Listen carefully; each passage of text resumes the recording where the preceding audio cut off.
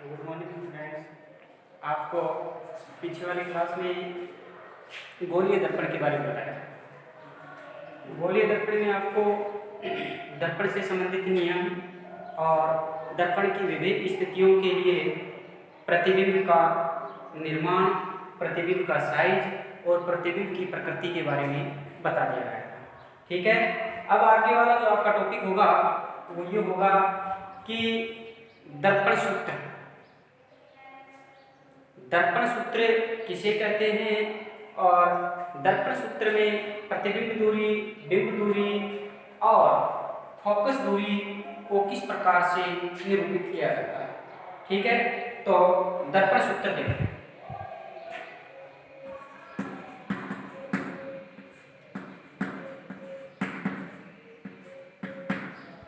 दर्पण सूत्र तो ध्रुव से बिंब दूरी को यू कहते हैं। जैसे मैं आपको साथ के साथ डायग्राम बना दूंगा और उस डायग्राम से जैसे ये हो गया दर्पण का ध्रुव है, ठीक है, यहाँ आपने एन दर्शा दिया, यहाँ आपने एन दर्शा दिया। ठीक है, अब देखिए मान लीजिए यहाँ कोई वस्तु रखी है, ये वाली, ठीक है, ये वाली जो दूरी है इसको बिंब दूरी यू कहते हैं। क्या कहते हैं? बिंब दूरी यू कहते हैं। ठीक है, इसके बाद ध्रुव से प्रतिबिंब की दूरी क्या कहलाती है? वी कहलाती है। ये वाली जो आ गई, ये वाली, यहाँ फोकस दूरी आ गई, इसको आप बोलेंगे प्रतिबिंब दूरी। क्या बोलेंगे? प्रतिबिंब दूरी बोलेंगे। इसको आप वी से इंगित करेंगे। ठीक है, और ध्रुव से फोकस की दूरी क्या कहलाती है? एफ कहलाती है। ध्रुव से फोकस की दूरी क्या कहलाती है? एफ कहलाती है। ये वाले जो है इसको क्या बोलेंगे? आप एफ बोलेंगे। इसके बीच की दूरी को तो आपने भी बोल दिया, और इसके जो ये वाला जो भाग है इसको आप बोल देंगे एफ। ठीक है, अब मान लीजिए इन तीनों राशियों का एक समीकरण द्वारा संबंध है, जिसे क्या कहते हैं? दर्पण सूत्र कहते हैं। ठीक है, तो दर्पण सूत्र हो जाएगा बिंब दूरी u, प्रतिबिंब दूरी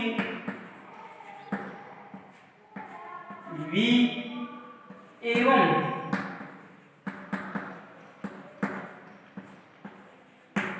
फोकस दूरी f। फोकस दूरी f को एक समीकरण द्वारा संबद्ध किया जाता है, जिसे क्या कहते हैं? दर्पण सूत्र कहते हैं। अर्थात दर्पण सूत्र होता है 1/v प्लस 1/u बराबर 1/f। इसे क्या बोला जाता है? इसे दर्पण सूत्र बोला जाता है। 1/v प्लस 1/u बराबर 1/f। ठीक है, अब देखिए इसके बाद होता है आवर्धनता। ठीक है, मैग्निफिकेशन। आवर्धनता होती है ऊंचाई, आवर्धन। तो आवर्धनता देखो,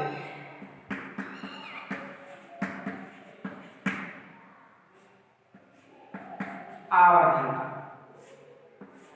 ठीक है, तो प्रतिबिंब ऊंचाई एवं बिंब ऊंचाई के अनुपात को क्या कहते हैं? आवर्धन कहते हैं। ठीक है, प्रतिबिंब ऊंचाई एवं बिंब ऊंचाई के अनुपात को ही क्या बोला जाता है? आवर्धन बोला जाता है।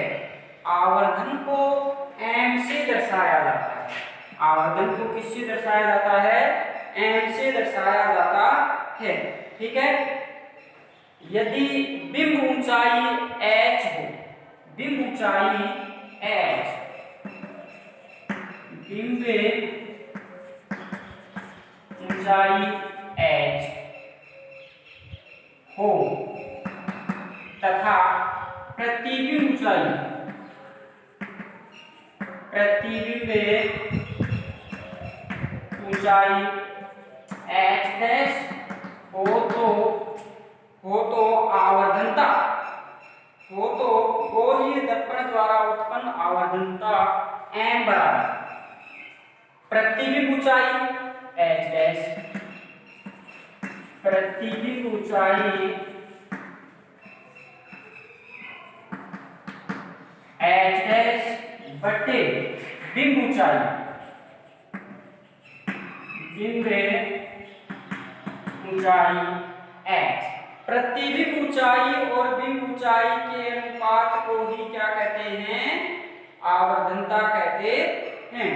ठीक है, अर्थात m बराबर आ गया आपके पास से h डैश बटे h। ठीक है, अगर इसे बिंब दूरी u एवं प्रतिबिंब दूरी v से भी संबंध अगर हम करना चाहें तो आप कर सकते हैं। यहाँ प्रतिबिंब दूरी v, प्रतिबिंब दूरी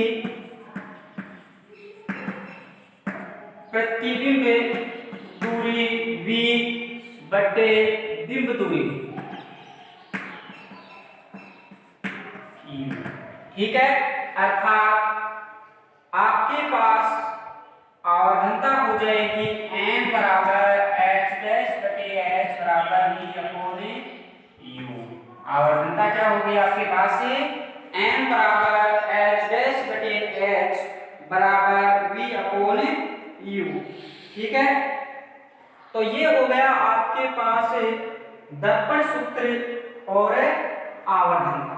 ठीक है, तो दर्पण सूत्र क्या होता है, बिंब दूरी u, प्रतिबिंब दूरी v एवं फोकस दूरी f के b को एक समीकरण द्वारा निरूपित किया जा सकता है, जिसे क्या कहते हैं, जिसे कहते हैं दर्पण सूत्र। ठीक है, दर्पण सूत्र हो गया, दर्पण सूत्र होता है m बराबर h डैश बटे h बराबर h डैश बटे h। ठीक है, प्रतिबिंब दूरी एवं प्रतिबिंब ऊंचाई एवं बिंब ऊंचाई के अनुपात को क्या कहते हैं, आवर्धनता कहते हैं। अब इससे संबंधित एक न्यूमेरिकल देखो। ठीक है, न्यूमेरिकल आपके पास दर्पण सूत्र हो गया, और दर्पण सूत्र से संबंधित मैंने आपको बताया था विभिन्न स्थितियों के लिए। देखो, एक व्यक्ति का चेहरा सेविंग दर्पण से, एक व्यक्ति का चेहरा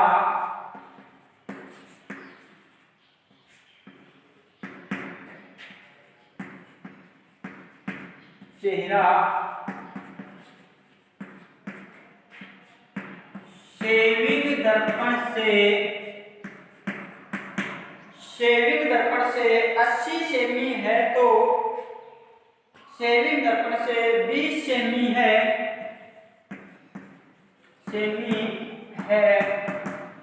तो यदि सेविंग दर्पण की फोकस दूरी 80 सेमी है तथा सेविंग दर्पण की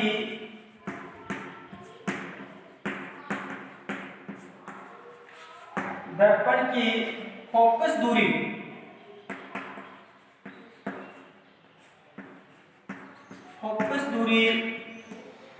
80 सेमी है,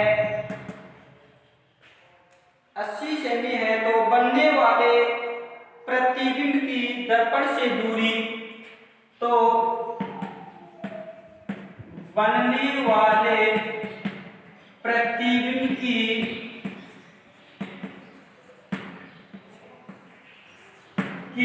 दर्पण से दूरी, प्रतिबिंब की दर्पण से दूरी एवं आवर्धनता ज्ञात कीजिए।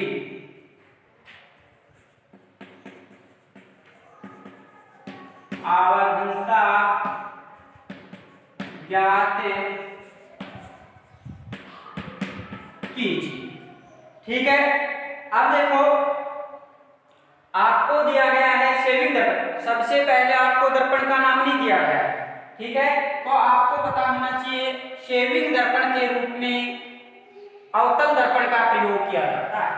ठीक है, शेविंग के लिए कौन सा दर्पण होता है? अवतल दर्पण होता है। ठीक है, शेविंग के रूप में कौन सा दर्पण हो गया? अवतल दर्पण हो गया। तो सबसे पहले आपको लिखना है, दिया हुआ है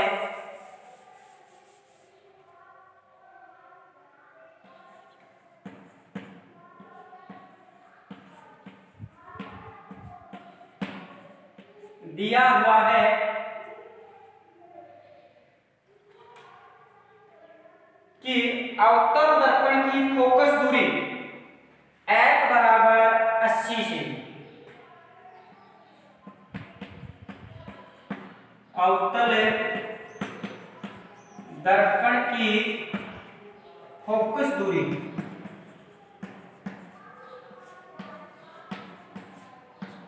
f बराबर आपको दिया गया है 80 से। ठीक है, देखो कार्तीय चिन्ह परिपाटी के अनुसार फोकस दूरी को आप ऋणात्मक दर्शाएंगे।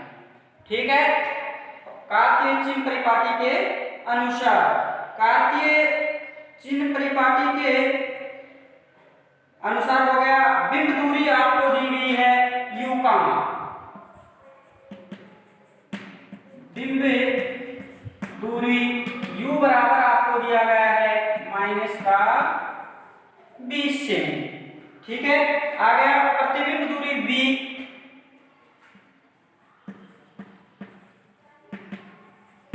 प्रतिबिंब दूरी v आपको ज्ञात करना है, और आवर्धनता आपको ज्ञात करना है। m का मान भी आपको क्या करना है? ज्ञात करना है। तो सबसे पहले आपको दर्पण सूत्र देखना है। ठीक है, तो आप दर्पण सूत्र लगाएंगे। दर्पण सूत्र 1/v प्लस 1/u बराबर 1/f। ठीक है, 1/v प्लस 1/u बराबर 1/f। सबसे पहले आपको इसमें से ज्ञात करनी है प्रतिबिंब दूरी। v का मान आपको ज्ञात करना है। v का मान आप ज्ञात करेंगे तो 1/v बराबर हो जाएगा आपके पास 1/f minus 1/u, 1/f minus 1/u आ गया। अब आपको इस फॉर्मूले में दिए गए जो मान हैं वो रखने हैं। 1/v बराबर f का मान आपको दिया गया है कितना? 80 से, तो 1/ माइनस का 80 सूत्र में माइनस है, 1/ माइनस 20 से आ गया। इसके बाद आप इसका एलसीएम लेंगे तो 1/v बराबर एलसीएम आ रहा है आपके पास से 80। एलसीएम में आप कभी भी ऋणात्मक नहीं ले सकते। ठीक है, आ गया आपके पास। एलसीएम लेंगे तो आपके पास यहां आ जाएगा कितना? माइनस का 1 और प्लस का 4 आ गया आपके पास। -1 और प्लस का 4 आ गया। ठीक है, 1/v बराबर आ जाएगा आपके पास 3/80। कितना आ गया? 3/80 आ गया। v का मान आप यहाँ से ज्ञात करेंगे तो आप इसके बढ़ा करके लिख सकते हैं। v गुणा 3 बराबर 1 गुणा 80, v बराबर आ जाएगा 80/3। ठीक है, तो आपके पास आ रहा है यहाँ 8 3 24, तो आपके पास आ जाएगा 26.67 सेमी आ गया। आप यहां तक भी छोड़ सकते हैं इसको, और एक स्टेप अगर आप बढ़ा करके लिखना चाहें तो बढ़ा करके भी लिख सकते हैं। ठीक है। अब देखो यहां प्रतिबिंब है वो दर्पण के पीछे 26.67 सेमी दूरी पर क्या है बनेगा। अब आवर्धनता m का मान ज्ञात करेंगे आप। आवर्धनता m बराबर h डैश बटे h बराबर v अपॉन u, ठीक है, बराबर आ जाएगा आपके पास से माइनस v अपॉन u, ठीक है, माइनस v अपॉन u आ गया, ठीक है। अब देखिए आपके पास v का मान आपको दिया आया है 26.67, कितना आया है 26.67 आया है। m बराबर आपके पास आ जाएगा 26.67 बटे आपके पास u का मान कितना है, u का मान है आपके पास b, तो u का मान है आपके पास 20 सेमी, u का मान आपके पास कितना है 20 सेमी है, वो भी माइनस का 20 सेमी आ गया, यहाँ आपको माइनस से लगाना है, ठीक है। तो आपके पास आ जाएगा m का मान 20 एक में 20.33, ठीक है। अर्थात कहने का मतलब यह है कि प्रतिबिंब आभासी सीधा एवं बिंब से 1.33 गुना बड़ा होगा, ठीक है। अर्थात कहने का मतलब क्या है कि प्रतिबिंब है वो आभासी है, क्योंकि दर्पण के किस तरफ बन रहा है, पीछे की तरफ बन रहा है, काल्पनिक प्रतिबिंब बन रहा है। काल्पनिक प्रतिबिंब बनेगा तो बिंब से क्या है 1.33 गुना क्या हो रहा है, ऊंचा हो रहा है, ठीक है। तो ये आपके पास है प्रतिबिंब ऊंचाई, बिंब ऊंचाई, आवर्धनता और फोकस दूरी से आपने क्या निकाला है, सेविक दर्पण के लिए आपने ये न्यूमेरिकल निकाला, ठीक है। इसके बाद आपको एक दूसरा न्यूमेरिकल बता रहे हैं।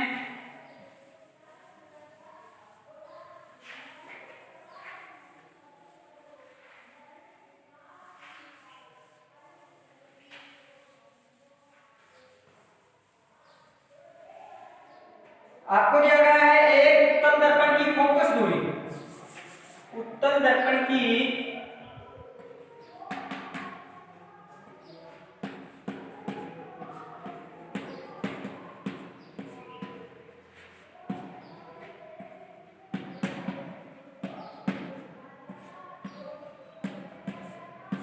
उत्तल दर्पण की फोकस दूरी 30 सेमी है,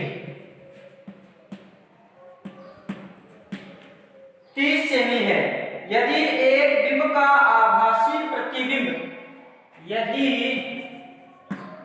एक बिंब का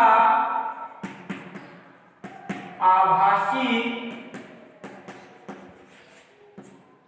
प्रतिबिंब,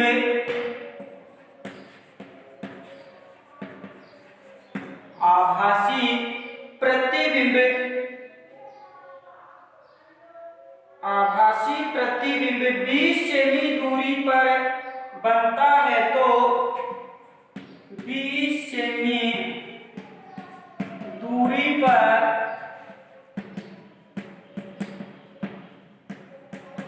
बनता है तो दर्पण से बिंब दूरी ज्ञात कीजिए, दर्पण से बिंब दूरी ज्ञात कीजिए।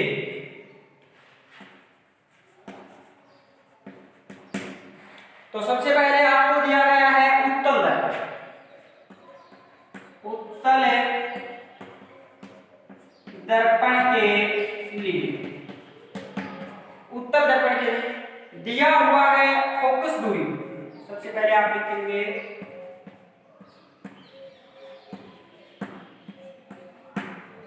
दिया हुआ है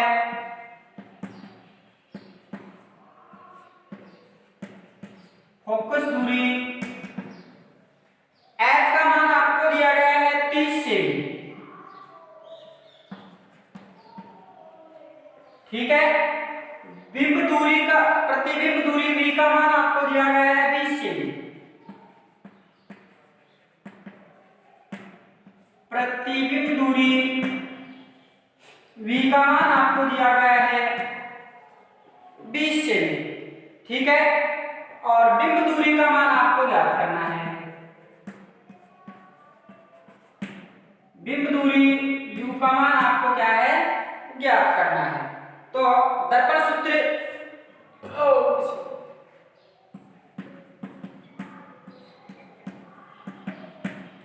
1/v प्लस 1/u बराबर 1/f, ठीक है। तो 1/u बराबर 1/f माइनस 1/v से क्या आप ज्ञात कर सकते हैं, ठीक है। अगर आपके पास यहां आप रखेंगे 1/u बराबर 1/f, f अर्थात फोकस दूरी का मान आपको दिया गया है 30 सेमी, माइनस 1/v, v का मान आपको दिया गया है 20 सेमी, v का मान आपको कितना दिया गया है 20 सेमी दिया गया है। तो 1/u बराबर आपके पास एलसीएम आ जाएगा, कितना 60, ठीक है। 60 आ गया।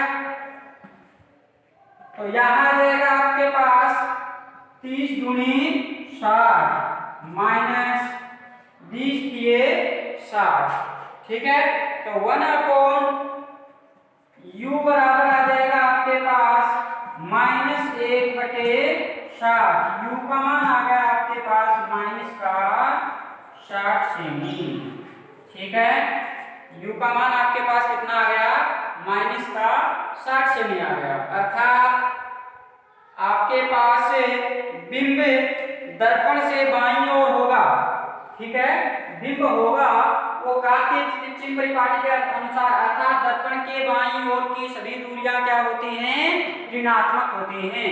दर्पण के बाईं ओर की सभी दूरियां क्या होती हैं, ऋणात्मक होती हैं। इसलिए बिंब है वो दर्पण से बाईं ओर 30 सेमी दूरी पर बनेगा, ठीक है।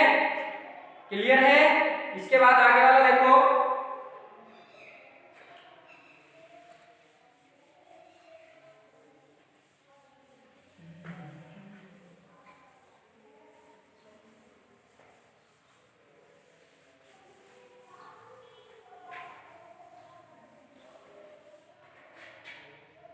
एक मोटरसाइकिल के पार्श्व में लगे दर्पण से एक मोटरसाइकिल के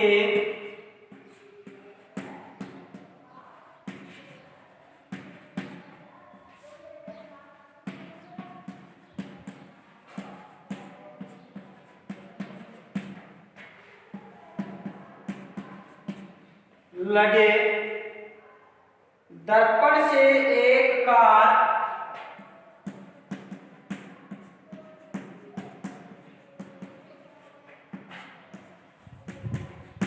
एक कार 4 मीटर की दूरी पर है।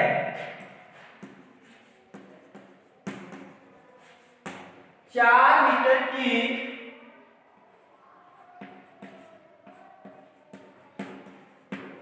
दूरी पर है।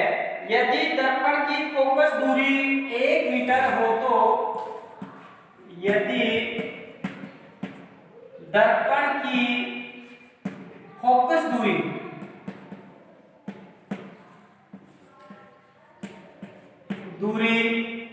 1 मीटर हो तो दर्पण में दिखने वाले कार के दर्पण में दिखने वाले कार के प्रतिबिंब की स्थिति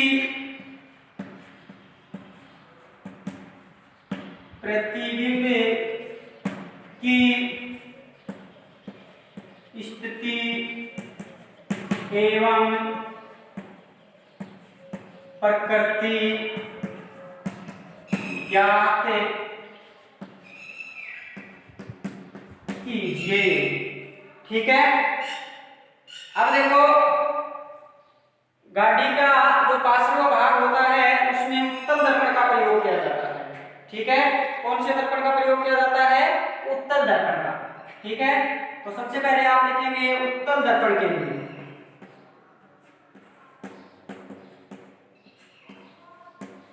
उत्तल दर्पण के लिए आ जाएगा, दिया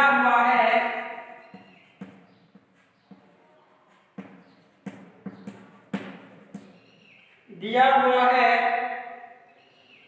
फोकस दूरी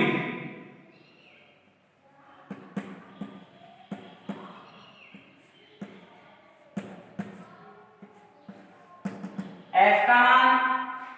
ठीक है, बिंब दूरी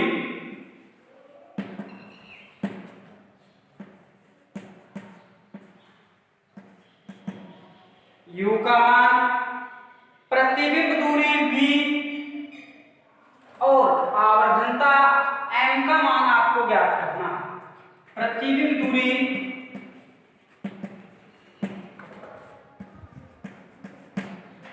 v का मान आपको ज्ञात करना है और आवर्धनता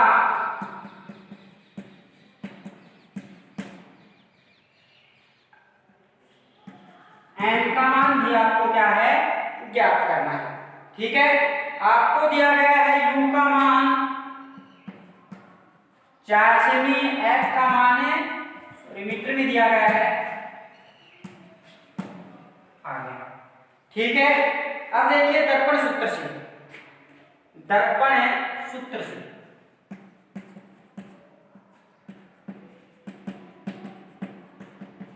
one upon v plus one upon u बराबर one upon f. One upon v plus one upon u बराबर वन अपॉन एफ। इससे आपको ज्ञात करना है। ठीक है, आपको ज्ञात क्या करना है? यहाँ v का मान ज्ञात करना है, तो वन अपॉन v बराबर आपके पास हो जाएगा one upon F minus one upon you. One upon F minus one upon you, तो वन अपॉन वी बराबर एफ का मान आपको दिया गया है 1 मीटर, तो one upon one minus one upon you का मान आपको दिया गया है 4 मीटर, माइनस 4। ठीक है, आपके पास आ जाएगा वन अपॉन वी बराबर one upon one plus one upon 4। ठीक है, वन अपॉन 4 आ गया आपके पास। ठीक है, अब आप इसका एलसीएम लेंगे, एलसीएम लेंगे तो वन अपॉन वी बराबर 4 आपके पास क्या हो गया? एलसीएम आ गया। ठीक है, यहाँ आ जाएगा आपके पास 4 प्लस 1 आ गया, one upon V equal to आपके पास आ गया 5 अपॉन 4 आ गया। ठीक है, अब देखिए क्रॉस मल्टीप्लाई करेंगे तो v इक्वल टू आपके पास आ जाएगा 4 अपॉन 5। ठीक है, v इक्वल टू आ जाएगा आपके पास 0.8 मीटर, अर्थात v का मान आ गया आपके पास 0.8 मीटर। ठीक है, अर्थात कहने का मतलब यह है कि प्रतिबिंब दर्पण से 0.8 मीटर दूरी पर बनेगा। प्रतिबिंब है वो दर्पण से क्या है? 0.8 मीटर दूरी पर बनेगा। ठीक है, अब इसके बाद आप आवर्धनता ज्ञात करेंगे। आवर्धनता m बराबर h डैश बटे h बराबर माइनस बराबर आ जाएगा आपके पास v upon u। v upon u अगर आप लगाना चाहें तो अच्छी बात है, न लगाना चाहें तो भी अच्छी बात है। ठीक है, अन्यथा आप यहाँ आप माइनस v अपॉन u ले सकते हैं, माइनस v अपॉन u हो जाएगा। ठीक है, v का मान आपके पास कितना आया है, v का मान आया आपके पास 0.8 मीटर बटे u का मान है आपके पास से -4 मीटर आ गया। तो आपके पास आ जाएगा यहाँ लगभग 0.2। ठीक है, 0.2 गुना। ठीक है, क्या आ गया आपके पास 0.2 गुना। अर्थात कहने का मतलब ये है कि प्रतिबिंब आभासी एवं सीधा होगा तथा 0.2 गुना होगा। प्रतिबिंब आभासी एवं सीधा होगा तथा 0.2 गुना होगा। ठीक है, इसके बाद आपका जो यहाँ दर्पण से संबंधित उत्तल और अवतल से संबंधित आपको न्यूमेरिकल बताए गए हैं। आगे वाली जो क्लास होगी आपको, उसमें आपको अपवर्तन किसे कहते हैं और अपवर्तन पर आधारित जो मुख्य मुख्य घटनाएं हैं उनके बारे में बताया जाएगा। तो आप जो है ऑनलाइन क्लासें हैं इनका ज़्यादा से ज़्यादा फायदा उठाएं।